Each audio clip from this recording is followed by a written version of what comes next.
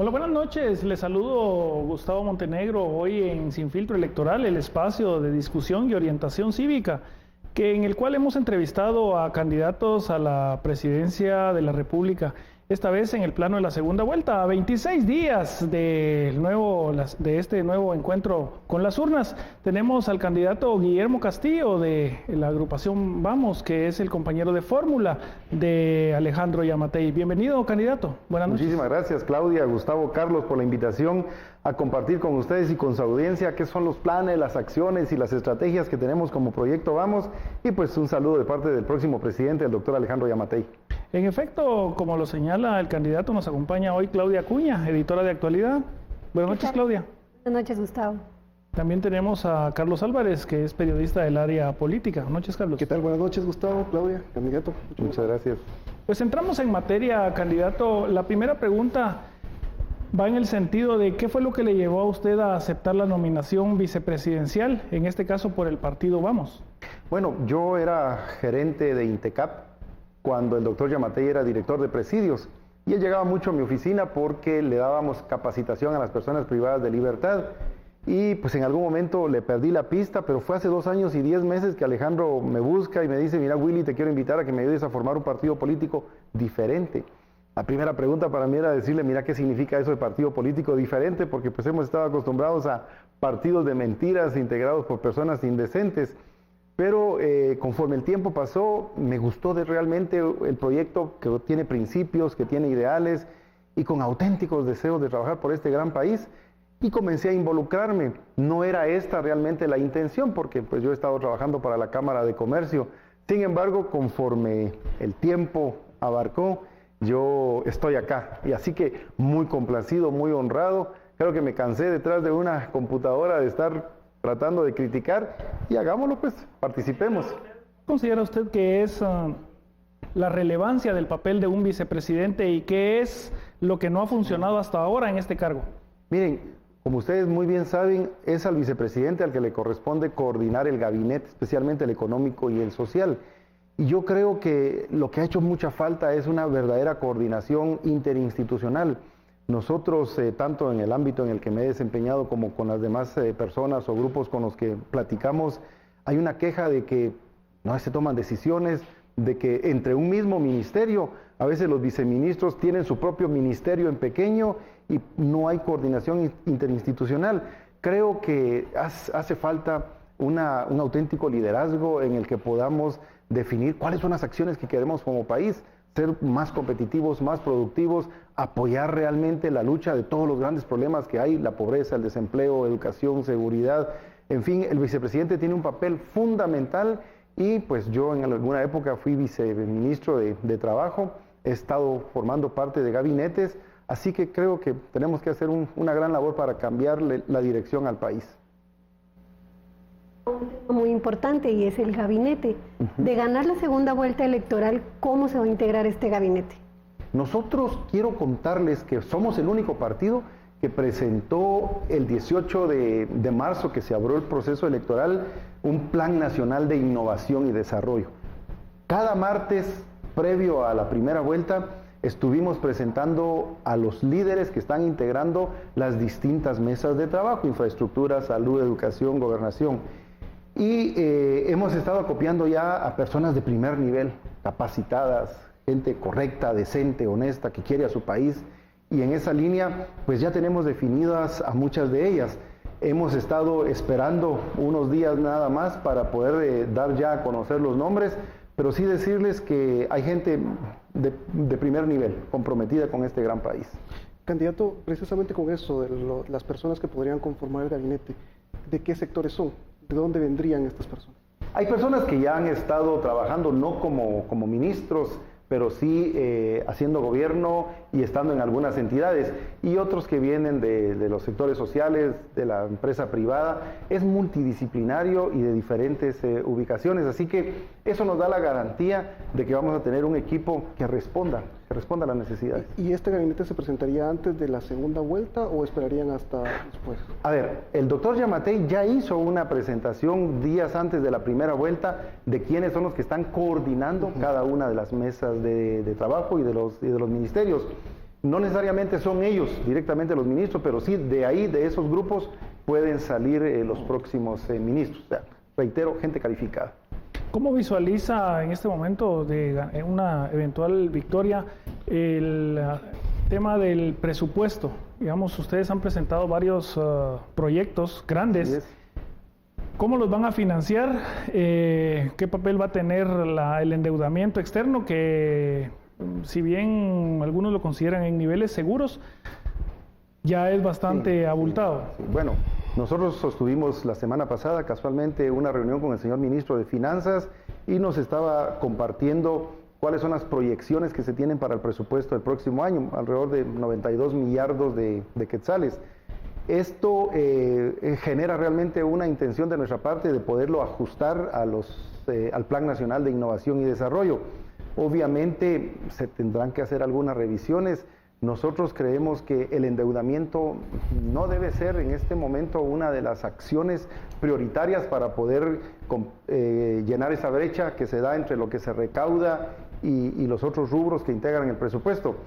Tenemos casi 130,000 millones, la deuda es muy grande en este momento y mucha gente dice que sí hay capacidad de endeudamiento y estamos de acuerdo, lo que no tenemos es capacidad de pago. En consecuencia, nuestro déficit no debe ir enfocado al endeudamiento, sino creemos más en la eficientización del presupuesto actual. Y justamente en eso, perdón Carlos, vamos en el tema de funcionamiento. Hay un enorme gasto en funcionamiento.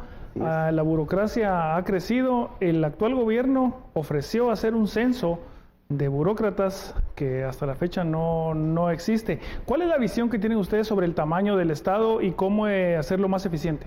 Bueno, el Estado no debe ser un generador de empleo. El Estado debe ser un facilitador al sector empresarial, al sector productivo, para que él sea el que genere empleo.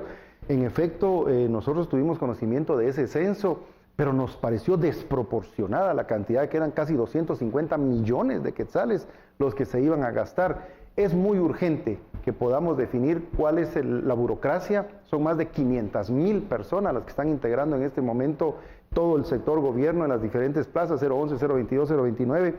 Y nosotros sí lo hemos platicado con el doctor Yamatei. Es necesario que hagamos una revisión porque lo que se requiere es un aparato estatal, más eficiente, pero sin la carga que se tiene en este momento de cualquier cantidad de personas. Miren, ustedes escucharon a una exministra de Salud hace algunos años diciendo que no sabía si en el Ministerio de Salud habían 30,000 o 50,000 trabajadores, pero lo que sí era cierto era que se le pagaban a 50,000. ¿Qué razón tenía? ¿Qué razón tenía la exministra en ese momento? Porque nosotros estamos cargados incluso de plazas fantasmas. Visitamos hace algún tiempo un puesto de salud en el que están presupuestadas 111 personas, pero trabajan solamente 10. O sea, hay que hacer una verdadera revisión del aparato burocrático que tenemos como país. Candidato, una de las principales funciones que va a tener el vicepresidente es coordinar el gabinete económico. Según las proyecciones que se tienen actualmente, con el presupuesto de la nación que está aprobado actualmente, cada guatemalteco pues ya debe 8,830 quetzales, incluso el que tiene un par de meses de vida. Y obviamente no es ningún secreto que cada año siempre hay un déficit en la recaudación tributaria. ¿Cómo van a ustedes a tratar de solventar esa situación en un eventual gobierno? El presupuesto para este año, que es el que nos sirve de referencia, son 88 millardos. 88,000 millones de quetzales es mucha plata. Nosotros creemos que luchando contra la corrupción, de verdad eficientando el gasto público, nos va a permitir no generar más endeudamiento. Los números que dices, Carlos, de verdad son alarmantes y en esa línea es muy importante para nosotros tener una contención de más endeudamiento. Creemos que con la priorización del gasto que vaya realmente a las obras y a las necesidades de los guatemaltecos y no precisamente a la bolsa de los funcionarios con ese tamaño de corrupción terrible que tenemos, es posible que tratemos de endeudarnos más. Estudios de firmas serias en Guatemala dan cuenta de que más o menos son 7,000 millones de quetzales los que se gastan en corrupción. Imagínense, de un presupuesto de 88,000 millones, que 7,000 millones vayan a corrupción, en sobornos, en coimas, en mordidas, en plazas fantasmas, en obras sobrevaloradas. Es que no es posible. Tenemos de verdad que ponerle un alto a esa situación porque es lo que el clamor ciudadano está pidiendo, gobiernos serios, correctos, transparentes, decentes. En eso tenemos que apostar. ¿Y cómo van a lograr eso viendo la oposición en el Congreso? Bueno, mire, el tema de una transparencia en el gasto, eso sí lo podemos manejar. De hecho, hemos hablado con el doctor Yamatei de la importancia de crear una comisión presidencial que se dedique exclusivamente a luchar contra la corrupción, con CICIG, sin CICIG, con órganos asesores, sin órganos asesores. Nosotros como guatemaltecos tenemos que hacer nuestro esfuerzo. Es de verdad imperdonable que se gaste tanto dinero en corrupción. Sí es posible, pero bueno, es una auténtica lucha ciudadana en la que tenemos que apostar. Yo siempre lo digo en post, en mensajes, que queremos seguir incentivando a los guatemaltecos valientes para que denuncien a esos funcionarios corruptos, empleados de verdad mafiosos que tenemos, porque los hay, para que los llevemos a donde sea, que se procese. Yo creo en el Ministerio Público, mucho en el Ministerio Público y en una Contraloría de Cuentas que haga una verdadera función fiscalizadora y no como lo que ha ocurrido con anterioridad, que pues que se tapan entre ellos mismos y por eso los grandes esquemas de corrupción en los que hemos vivido como país. O sea, en el Congreso habrá que hacer un trabajo, pero la lucha contra la corrupción comienza desde el Ejecutivo y hay que trabajar en ello. Eso sería de parte estatal, digamos, ¿verdad? Pero y en cuanto a los recursos, el déficit tributario, digamos que es bastante grande también. ¿Cómo combatir la evasión y la elusión fiscal? Mire, en contrabando hemos estado platicando con muchas de las cámaras a nivel de país que sufren ese problema, que no solo es una competencia desleal, es un aspecto tributario, sino también un tema de salud. Creemos que en contrabando más o menos se están evadiendo alrededor de 18 mil millones de quetzales. Es mucho dinero. Y por ello, hoy casualmente estábamos en un foro tratando ese tema con la idea de que el Ministerio Público y la Policía Nacional Civil hagan el verdadero papel que les corresponde en las aduanas en donde existe ese tránsito de mercancías, especialmente del lado de México, porque como ustedes saben, la devaluación que a ellos les ha afectado es muy favorable para que ingrese contrabando, que también es un tema de salud preocupante, porque los huevos, la carne, pierde la cadena del frío y eso afecta mucho la salud de los consumidores. En consecuencia, hoy tuvimos una reunión muy interesante para poder encontrar soluciones que nos ayuden a resolver el problema del contrabando. Esa es una lucha frontal que tenemos que asimilar. Vamos a ir a nuestro primer corte. Volvemos en un momento con este Sin Filtro Electoral con el candidato vicepresidencial del partido Vamos.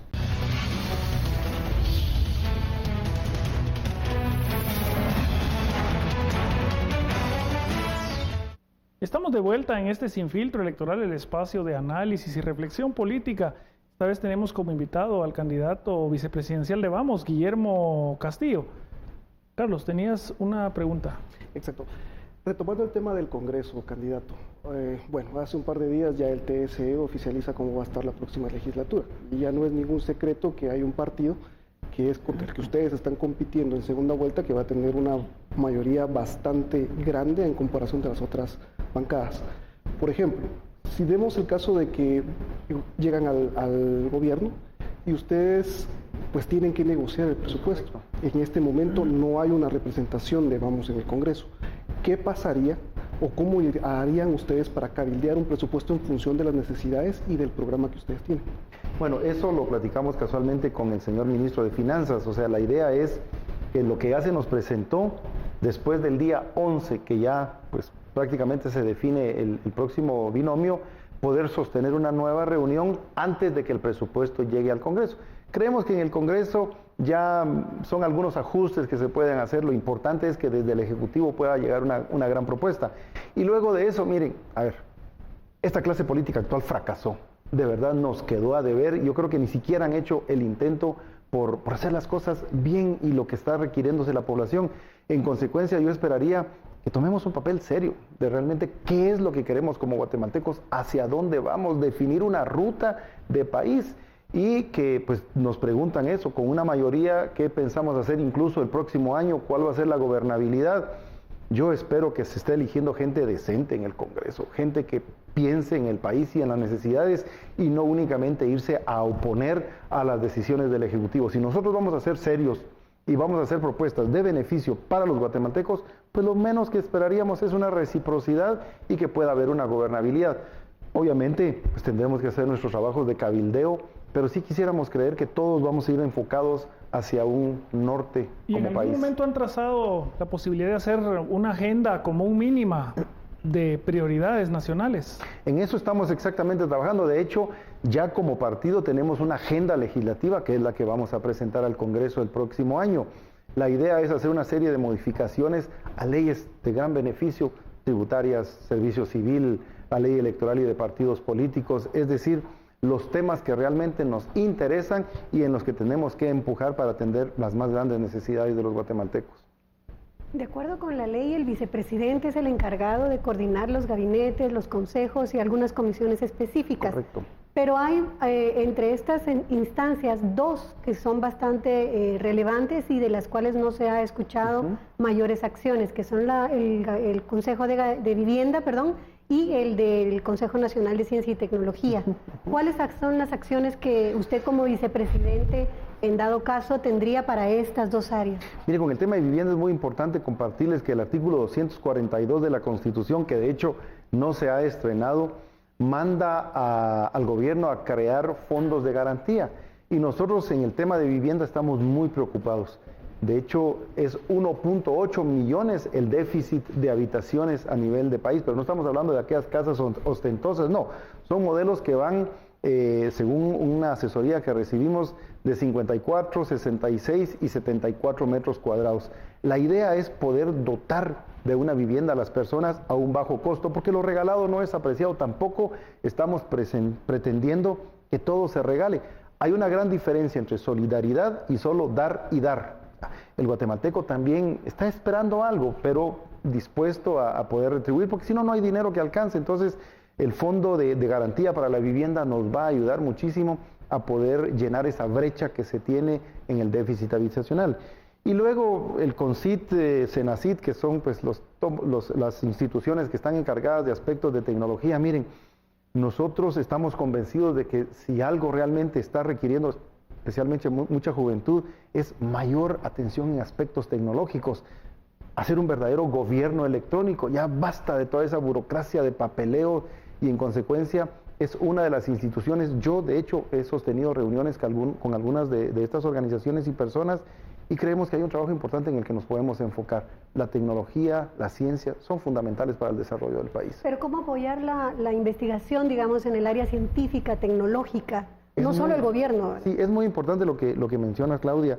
En Guatemala, si en algo no se está invirtiendo es en investigación. Hay mucho, creo yo, que desde CEGEPLAN se pueden generar muchas acciones para poder enfocar eso. La investigación es muy importante. Desde que se globalizó el mundo, es necesario hacer más prospección. Nosotros, de hecho, no sabemos, con compuestos tecnológicos, uno no sabe dentro de 25 años cuáles van a ser los empleos, que es un tema importantísimo en los que vamos a estar trabajando. Si nos vamos 25 años atrás, ¿quién hablaba de los call centers? De los call centers, que son industrias que ahora generan una cantidad impresionante de empleos. Estoy muy de acuerdo. La investigación es fundamental, la prospección, ¿qué viene a futuro? ¿Hacia dónde vamos? Y por supuesto, Claudia, todo es voluntad política. Nos tenemos que concentrar en esas necesidades. Respecto de la seguridad alimentaria, la vicepresidencia también tiene a su cargo el Consejo Nacional de Seguridad Alimentaria, que ha dado resultados bastante ambiguos, por no decir un poco decepcionantes, porque en los 4 años que van de este gobierno, la desnutrición prácticamente ha aumentado. ¿Cuáles serían las acciones concretas que emprendería al frente del Consejo de CONASAN? Tuve una presentación muy importante hoy de las acciones que está haciendo CONASAN, PMA y otras instituciones que están dedicadas al tema de seguridad alimentaria, especialmente a combatir la desnutrición y la malnutrición.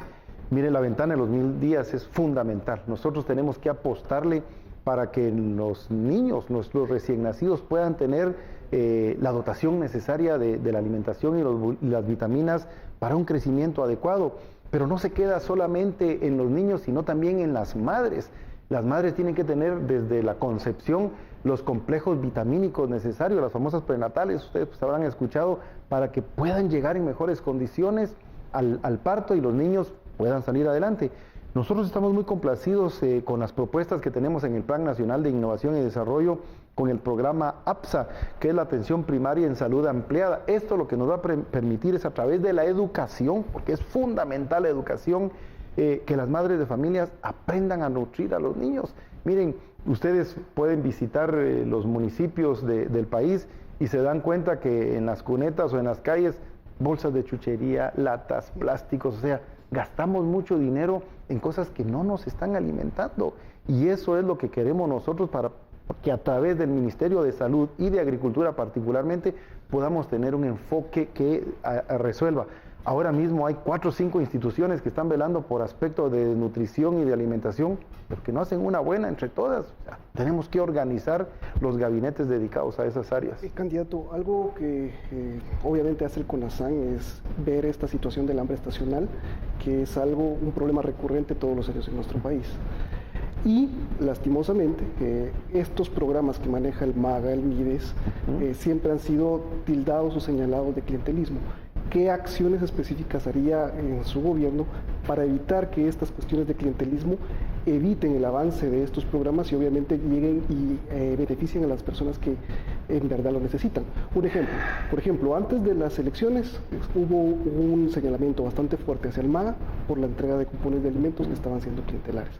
¿Cómo evitarían ustedes eso? Miren, nosotros no podemos evitar los programas sociales. Nosotros estamos dispuestos a fortalecerlos. Lo que sí vamos a enfocar es la lucha contra ese esquema clientelar y corrupto. Es que no solo es clientelar, Carlos, es corrupto, en el que nació hace tiempo y que ahora los vienen a vender otra vez de una forma. Ya no son las bolsas, ahora son las megabolsas las que están ofreciendo. Eso no es posible. Nosotros tenemos que seguir trabajando fuertemente en ello, pero también de dotar otro esquema de proyectos productivos. Ya no basta solamente los programas sociales. Miren, nos ha llamado tanto la atención grupos de mujeres en particular que nos dicen: ya no nos estén trayendo ni gorritas ni bolsitas de alimento que vienen una vez y se desaparecen. Tráiganos desarrollo, tráiganos proyectos productivos. Yo quiero hacer una declaración muy seria. La mayor cantidad de mis energías, de los recursos de los que yo disponga y de los que pueda obtener de otras entidades del gobierno, de mi tiempo, de mi trabajo, lo vamos a enfocar en mujeres. Yo me voy a enfocar mucho en mujeres, porque la mujer es el pilar fundamental de la sociedad. Cuando hablamos de mujer, hablamos de hijos, y con sus limitaciones hablamos de crianza, de cuidado, de salud, de educación, pero es la mujer la que más abandonada está en el área rural en particular. En consecuencia, otro de los fondos, porque son 2 fondos, ya les hablé uno de vivienda de 2.000 millones, el otro es de otros 2.000 millones de quetzales para proyectos productivos. Tenemos que ayudar mucho al desarrollo agropecuario, a la agricultura familiar. En los gobiernos se habla a menudo de una triple exclusión, sobre todo de las mujeres que son pobres, son indígenas y son rurales. Es correcto. ¿Cómo va a promover un eventual gobierno de vamos a este empoderamiento de las mujeres que generalmente a menudo no hablan ni siquiera español?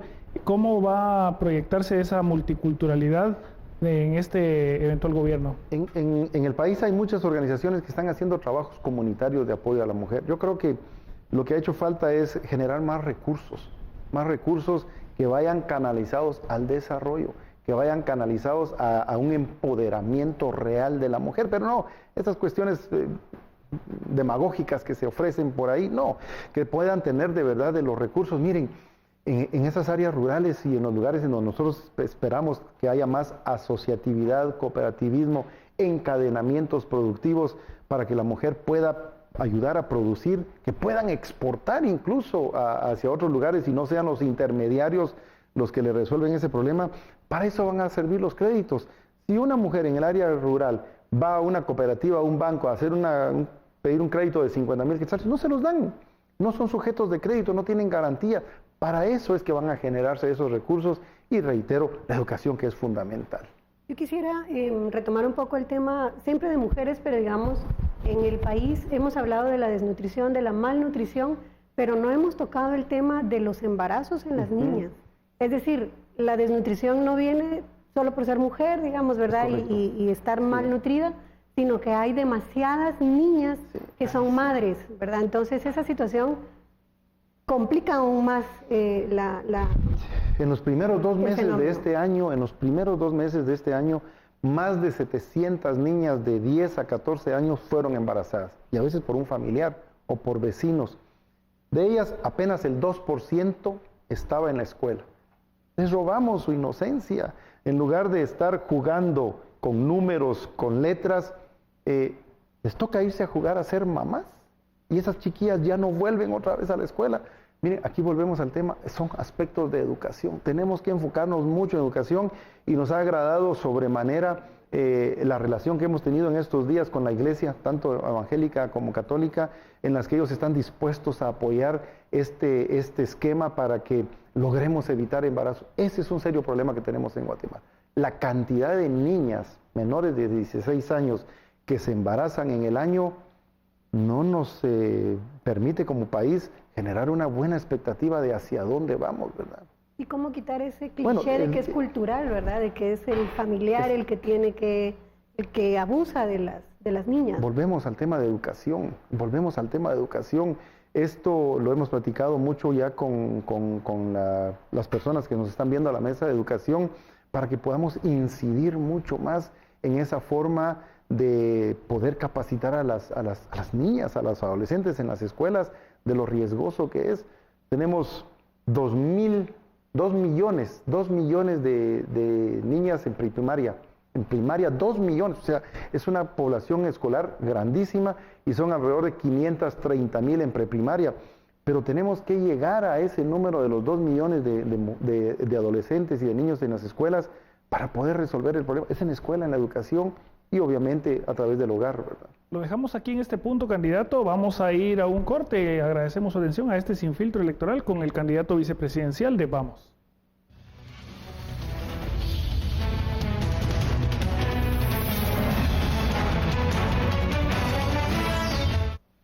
Muchas gracias por seguir en este Sin Filtro Electoral. Estamos con el candidato vicepresidencial de Vamos, Guillermo Castillo.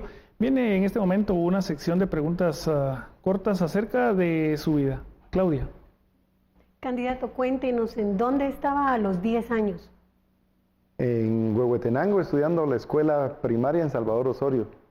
¿Qué hacía a los 20? A los 20 estaba ya estudiando mi carrera de abogado y notario, y jugando mucho básquetbol, que siempre me ha gustado el deporte, aquí en Guatemala. ¿Y cuando tenía 30 años? Cuando 30 años era gerente de INTECAP. Estaba echándole muchas ganas al trabajo, y estaba siendo también en el siguiente año viceministro de Trabajo. Tenía 40 años, ¿qué era lo que estaba haciendo? 40 años estaba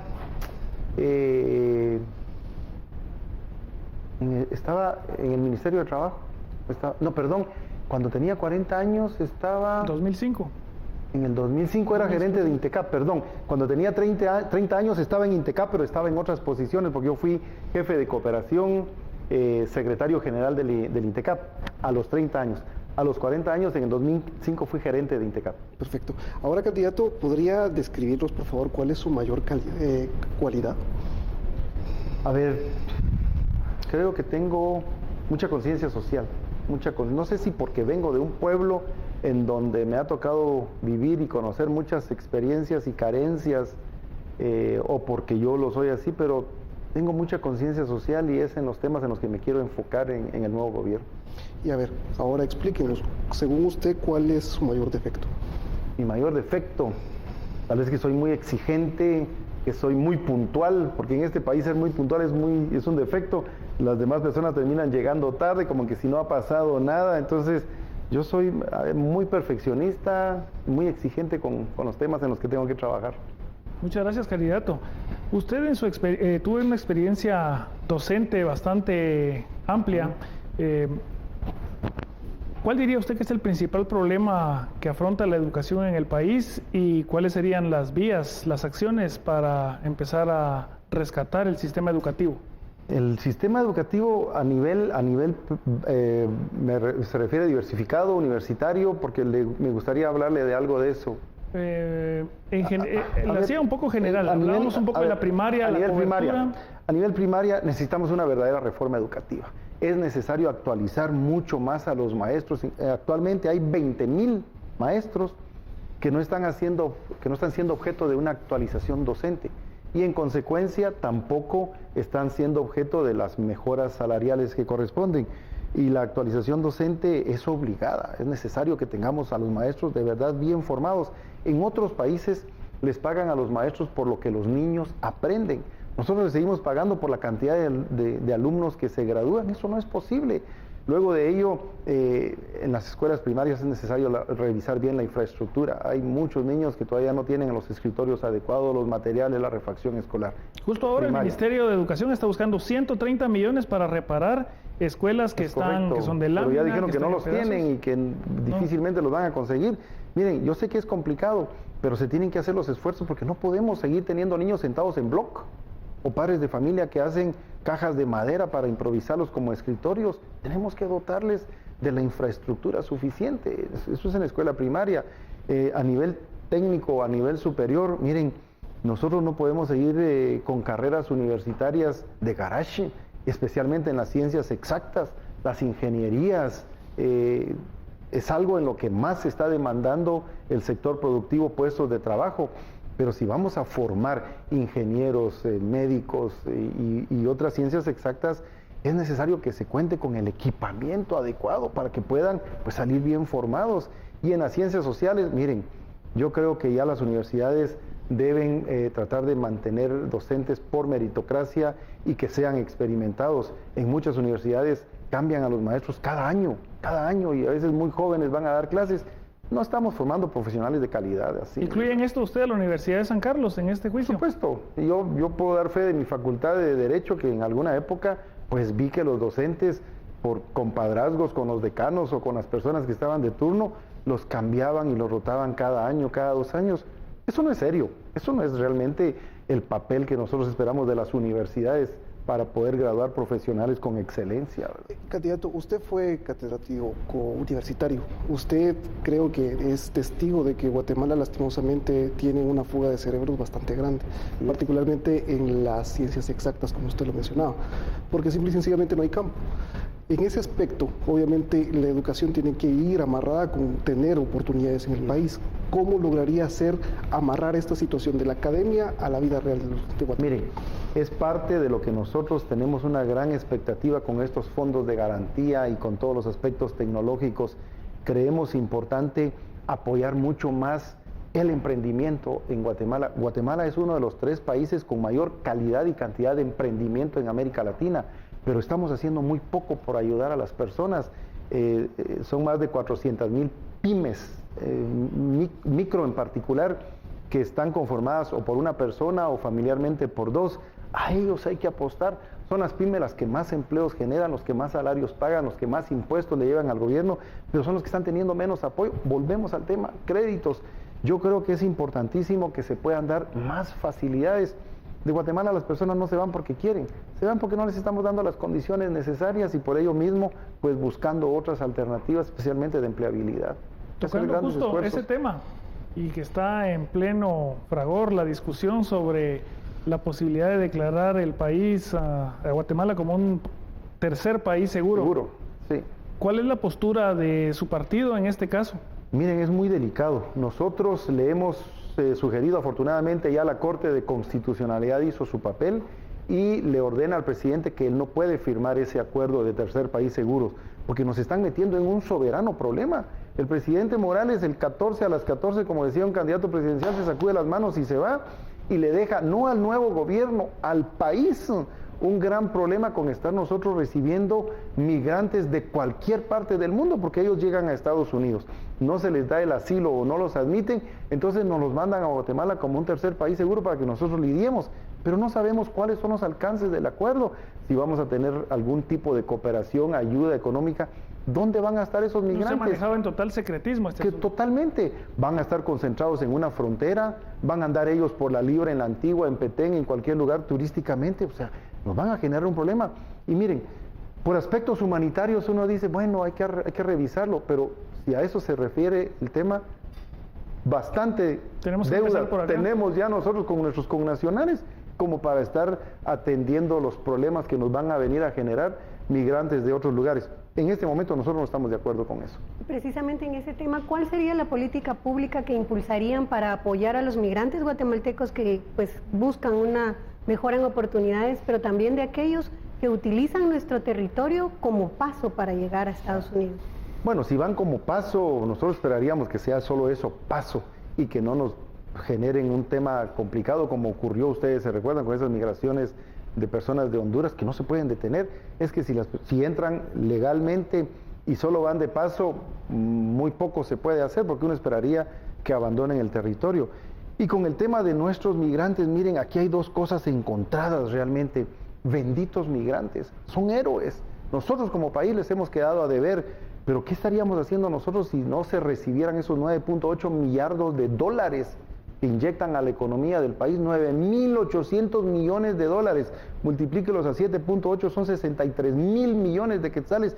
Eso todo se inyecta a nuestra economía, es un tremendo apoyo el que se nos da. Ahora bien, a ningún país le gusta que su mejor producto de exportación sean sus ciudadanos. En eso les hemos quedado a deber. Yo creo que más allá de estar construyendo muros de acero, muros de concreto, como está ocurriendo en la frontera México-Estados Unidos, lo que nosotros debemos construir son auténticos muros de desarrollo, de bienestar, de prosperidad. La migración se detiene, pero a través de una construcción. Este no es un asunto coyuntural, tiene que ser estructural, dotándole a las personas de mejor educación, de mejor salud, de un empleo, de vivienda. En eso nos tenemos que enfocar. Mire, con aspectos de empleo, que es tan importante, nosotros apenas recibimos el año pasado 1.100 millones de dólares de inversión extranjera directa. Eso es muy poco. Tenemos que estar recibiendo por lo menos 6.000 millones de dólares para tener más empresas que vengan a establecerse. Y luego de ello, apoyar más el tema de emprendimiento, más el tema de las micro, pequeñas y medianas empresas. La capacitación es fundamental. Si ustedes revisan las estadísticas del ICS, son apenas 25.000 un año, 28.000 otro año, 30.000 otro año, los nuevos puestos formales. Y no vamos a ningún lugar. ¿Qué opinión le merece, volviendo un poquito al tema de la política exterior, digamos recientes y también antiguos nombramientos de personas bastante allegadas a las figuras de gobierno, no necesariamente por capacidad? ¿Cuál va a ser la postura de vamos a reevaluar las personas que estén en el servicio diplomático, que no son diplomáticos de carrera e incluso solo son por ser hijo de o yerno de?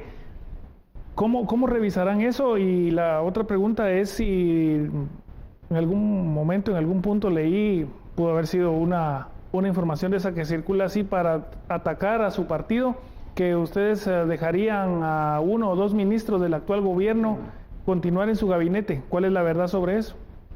Respondo la última, eso es negativo. En ningún momento hemos pensado que funcionarios del actual gobierno, y especialmente se referían a gobernación y a relaciones exteriores. No, de ninguna manera, eso no está en nuestro esquema de gobierno. Nosotros tenemos ya gente, reitero, calificada, capacitada, que iría a esas posiciones.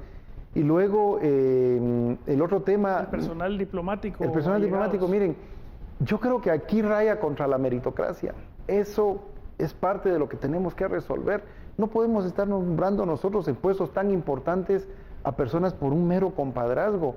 Nosotros tenemos una idea muy clara de medir a nuestras representaciones en el exterior como unidades económicas. O sea, los embajadores tienen que hacer su verdadero papel de estar buscando mercados para nuestros productos o de estar buscando inversionistas para que vengan a Guatemala y que tengan una rentabilidad política, económica y social. O sea, hay embajadas que no se pueden medir por una rentabilidad económica, por ejemplo el Vaticano, porque es una rentabilidad eminentemente política, pero sí le vamos a exigir al embajador que está en México, a todos los que están en Centroamérica, Colombia, Argentina, en países de Europa, España, que nos ayuden a generar verdaderas estrategias para que el país sea visto como un destino atractivo para las inversiones. Capital no tiene patria, y si nosotros no estamos dando condiciones adecuadas, se van a ir a otro lugar, o que nos ayuden, como nos lo están exigiendo a nuestros productores locales, a buscar mejores mercados para que podamos pues colocar nuestros productos y que podamos incrementar nuestro modelo exportador, que es muy importante a nivel de país. Sobre ese punto, quiero preguntar algo que es una pregunta, no le voy a decir difícil, pero es una pregunta que compromete. En algún punto se ha señalado que existe muchísima afinidad entre la ideología de Vamos y la del actual gobierno, y que se ha dicho incluso que hay figuras militares digamos, en la conformación de Vamos, al igual que en FCN. ¿En qué sentido rebatiría usted esta afirmación o estaría de acuerdo? No, miren, nosotros hemos sido objeto de una terrible campaña negra, de una campaña de verdad sucia, baja, poco ética. Firmamos el pacto de no agresión y hemos hecho nuestro esfuerzo para no complicarle la existencia a ningún otro candidato. Esa campaña negra no la he recibido yo, pero sí la ha recibido mi candidato presidencial y nos ha lastimado, por así decirlo, porque Alejandro es una buena persona, tiene ideas muy claras y sabe cuáles son los grandes problemas del país y cómo resolverlos. Y en esto lo han a él vinculado muchísimo, ¿verdad?, con grupos militares, pero no dicen con quién, o si dicen con quién, solo porque se los inventan o por alguna publicación en determinados medios. Pero nosotros no hemos salido públicamente con militares o con exfuncionarios cuestionados. ¿Los hay en su partido? Es que no los hay, y si en algún momento nosotros vamos a hacer uso en el gobierno o en algunas de las asesorías, por ejemplo, de militares, vamos a hacer el esfuerzo porque sean personas que no estén cuestionadas, porque oigan, dentro del sector militar hay gente muy inteligente, gente muy capacitada, gente que se prepara, muy planificada, muy programada, entonces no lo descartamos. Pero que nos digan ahora que están en nuestro proyecto político militares cuestionados o que tienen un pasado realmente del que uno pueda apenarse, no lo tenemos. Y si no, pues entonces, como les digo, nadie nos puede vincular, ¿verdad? No es Con así. esa respuesta nos vamos a ir al corte para pasar a nuestro último segmento. Le agradecemos su atención a este Sin Filtro Electoral con el candidato de Vamos, Guillermo Castillo.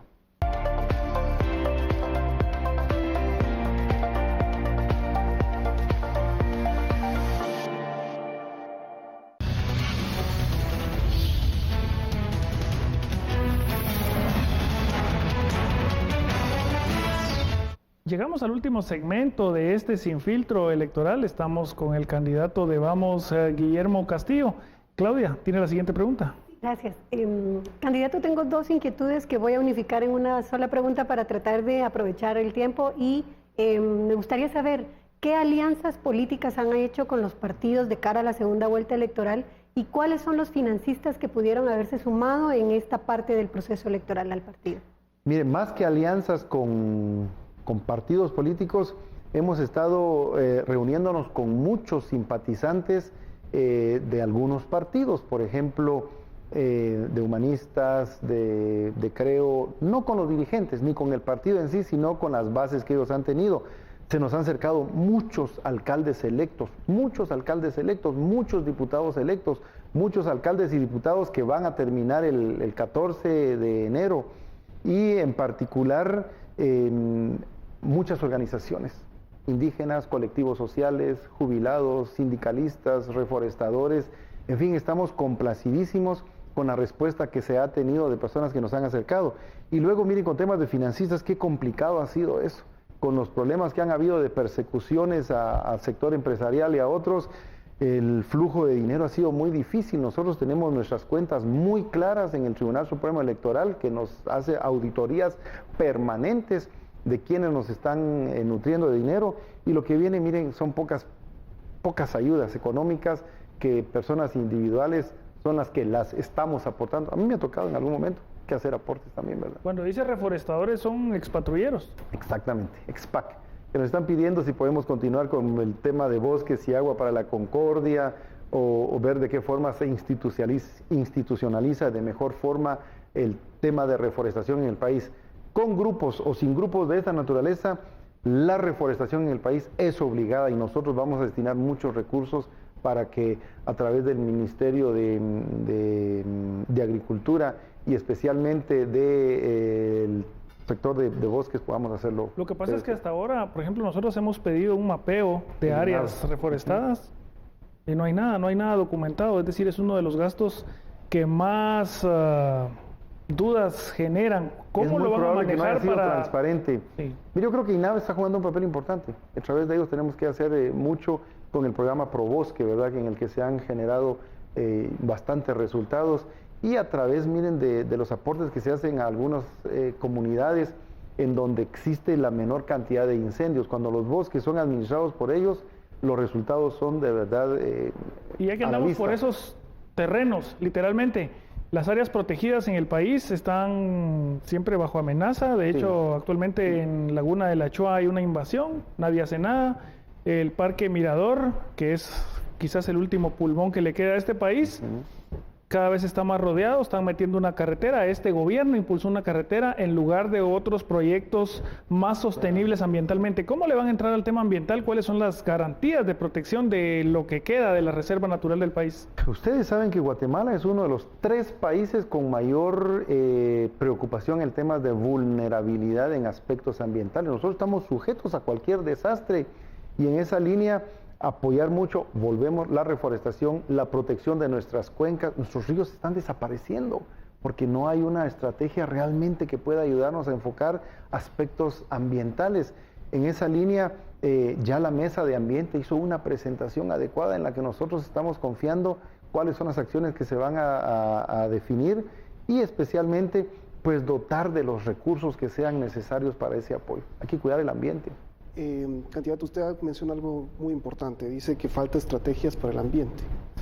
Y, por ejemplo, en el caso de la extracción de recursos naturales, que es un foco de conflictividad bastante grande, ¿tienen alguna estrategia para pues, llegar a consensos con comunidades y también con inversionistas para generar?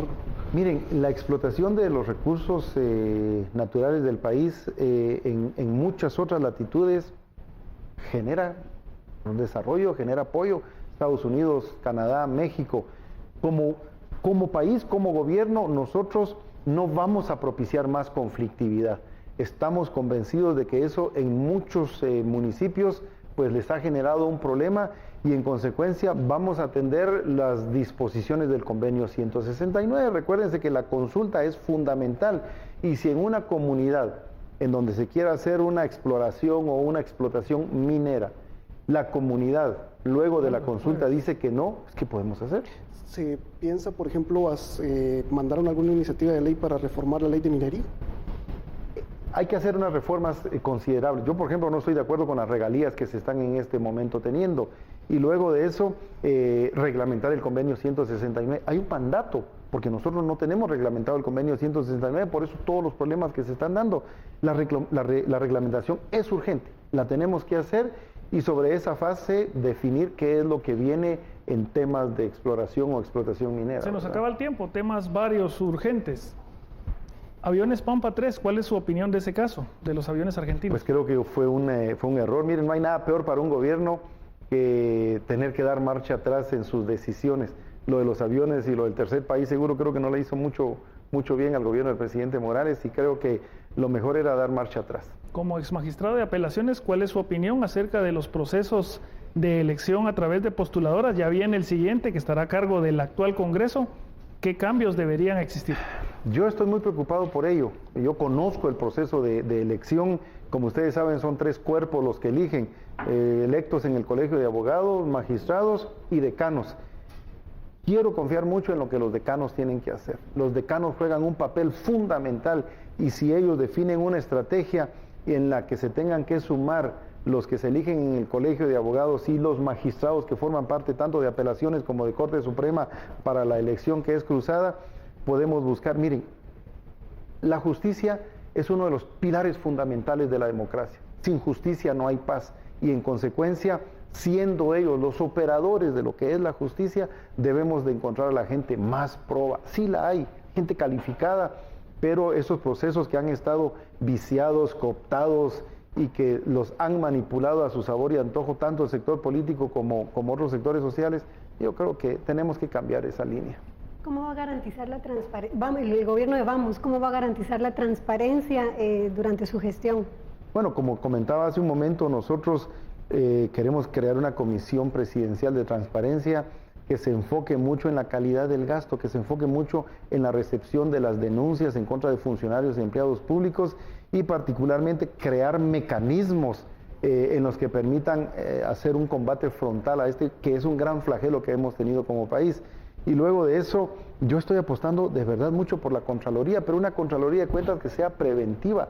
La auditoría ya no tiene que ser hasta el final de los procesos, cuando la corrupción se ha dado, cuando se han cometido errores en las cotizaciones, en las licitaciones o en cualquier adquisición. La Contraloría de Cuentas nos tiene que ayudar a hacer un papel preventivo. Que eso no implique que los funcionarios, a veces miren, no por mala fe, sino a veces por el desconocimiento de los trámites o de los criterios de las calificaciones de ofertas, es que ocurren esos problemas. Yo soy miembro de la Junta Directiva de INTECAP, es una institución transparente, ejemplar, pero se ven y se atienden los procesos. Eso es lo que se tiene que replicar en otras instituciones. Candidato, ¿Vamos estaría de acuerdo con algunas reformas constitucionales al sector justicia? ¿Las impulsarían en algún momento? Yo creo que el problema es lo que ocurrió hace 2 años.